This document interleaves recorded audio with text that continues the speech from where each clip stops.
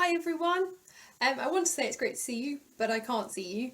But I am really glad that you've tuned in to watch this week's instalment. For the next few weeks, we're going to be looking at some stories that Jesus told in the Bible.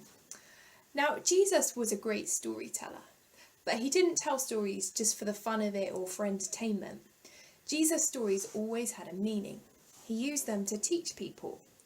And often he would tell a story in response to a question or a situation. So I hope you'll enjoy Jesus' stories and be able to learn from them too.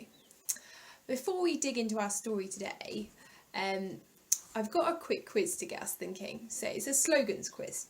So how it's going to work is I will give you a slogan for a company or a product, and you'll have 5 seconds to try and see if you can think what it is, and then I'll tell you the answer. Okay, let's go. The best a man can get.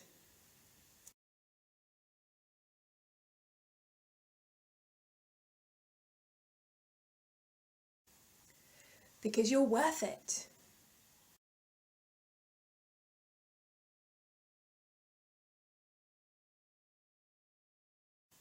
Just do it.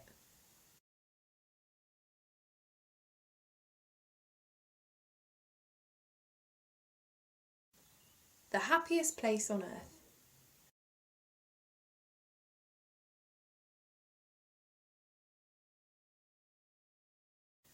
Believe in better.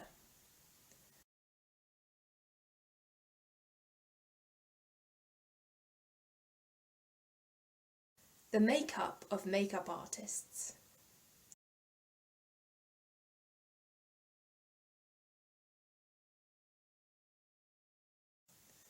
Styling the nation.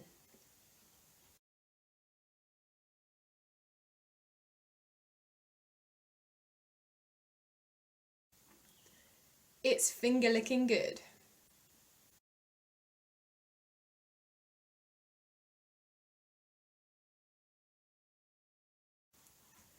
Think different.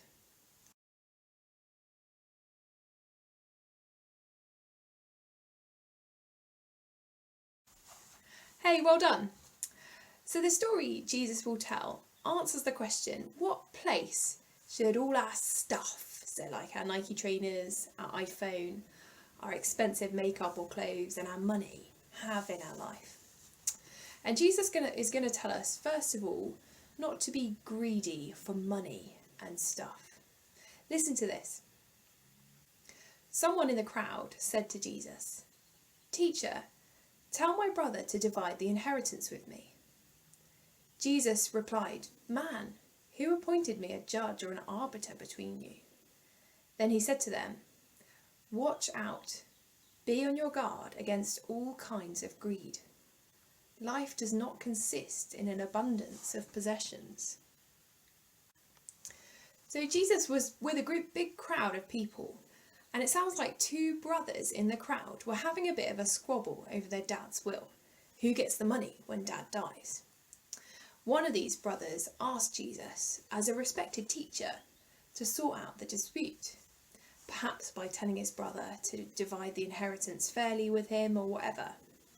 But Jesus refuses to settle their argument and instead goes right to the heart of the matter, which is this man's heart. Jesus says, "Watch out, be on your guard against all kinds of greed. Life does not consist in an abundance of possessions." Jesus is saying here, maybe don't worry so much about dad's will, because life isn't about having loads of money and stuff. Now, this is a really significant message for us to hear in 2020, because every time we turn on the TV or walk past a billboard or scroll on the internet, we are told the exact opposite of what Jesus says here. Ads are all around us telling us that we need to buy their stuff, that it will fulfill us and make us happy. Think of some of those slogans that we heard in the quiz.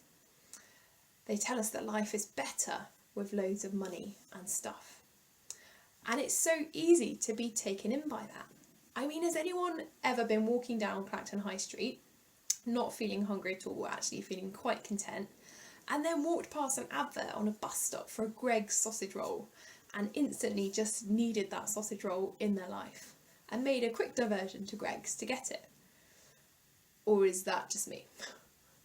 That's a silly example, but I'm sure we can all relate to the desire for stuff that we want, stuff that we think will make us happier. Did you notice that Jesus said watch out and be on your guard against this greed for money and for stuff? We need to be on our guard and watch out because it's dangerous, and here's why. And Jesus told them this parable. The ground of a certain rich man yielded an abundant harvest. He thought to himself, what shall I do? I have no place to store my crops. Then he said, this is what I'll do. I will tear down my barns and build bigger ones, and there I will store my surplus grain. And I'll say to myself, you have plenty of grain laid up for many years. Take life easy, eat, drink, and be merry. But God said to him, you fool, this very night your life will be demanded from you. Then who will get what you've prepared for yourself? This is a story of a man who's got it all, for the average person in Israel in 30 AD anyway. He's just had the most massive harvest, and he's got the marvellous problem that he can't actually fit all his crops in his normal sized barns. So he has a little think, and he decides what to do. Clearly, he thinks I should knock down these barns and build bigger ones. And I'm taking early retirement so I can kick back and relax. I'm going to go to the Apple store to stock up, and then I'll spend the rest of my days eating Greg's sausage rolls, drinking, partying, and watching Netflix. But what did God think of this man? He said, you fool. Why? Because that very night his life would be taken from him. He was going to die. This man has spent his life investing in stuff on earth. But it turns out that was kind of short-sighted, because he dies and never gets to enjoy it. If we live for money and stuff, it's dangerous, because when we die, we will have nothing. Our stuff can do nothing for us then. So Jesus says, watch out, be on your guard.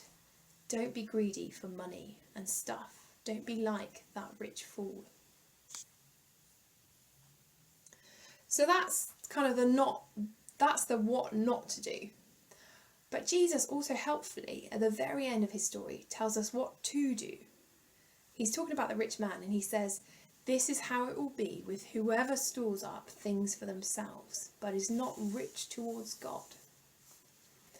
Here we see what it was that made this man a fool. It wasn't that he was rich, that's not a problem. It's not wrong for people to be rich or to have nice stuff. It wasn't even that he was enjoying his riches, I don't think. The man's problem was that he wasn't rich towards God. He wasn't rich in his friendship with God. In fact, it doesn't really sound like he had a friendship with God at all, does it?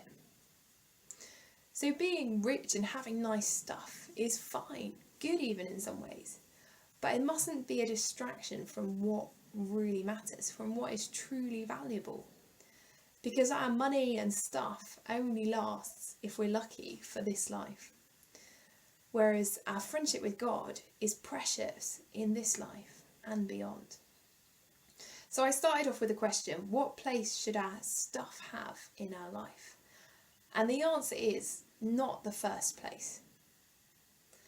So how can we watch out and be on our guard so that seeking after money and stuff doesn't distract us from being rich towards God? Well, I've got 5 ideas and 5 words to go with them. So first of all, action. If I'm honest with you, then I guess I know in my head that my friendship with God is the most precious thing I have. But I don't always feel it in my heart. So the first way we can be rich towards God is by taking action. By being on a quest every day to understand more about how precious Jesus is. And the main way that we do that is through reading about him in the Bible. So action, and my second word is time. Now this is linked to the first one. We can show God how much we value him with our time. How much time each day do you spend on your friendship with God? What we spend our time on shows where our heart is. So we've got action, time, and thirdly, thanks. Let's take time to remember that everything we have, all of our money, all of our stuff, is ultimately a gift given to us by God. So we should remember that and say thank you for it. So action, time, thanks, and give. We can be rich towards God by giving some of our money to his work. The best way to do this is giving money to your church so that it can be spent on God's work where you live. If you have an allowance, maybe you could think about saving some of that to give to your church. Even if it's only a couple of pounds, it's such a wonderful way to show God what he means to you. And if you don't have any money of your own right now, it's still good for us to think about this so that we're ready when we're older and do have some money to give away to show God what he means to us. So we've had action, time, thanks, give, and my last word is bless. A great way we can make sure we're not like the man in the story building bigger barns with our money is that we can use the stuff and the money God gives us to bless other people. So if we're blessed with an amazing harvest, lots of money, how could we share our stuff or our money so that other people are blessed too? So Jesus says, watch out, be on your guard. Don't be greedy for money and stuff because it's dangerous. Instead, be rich towards God.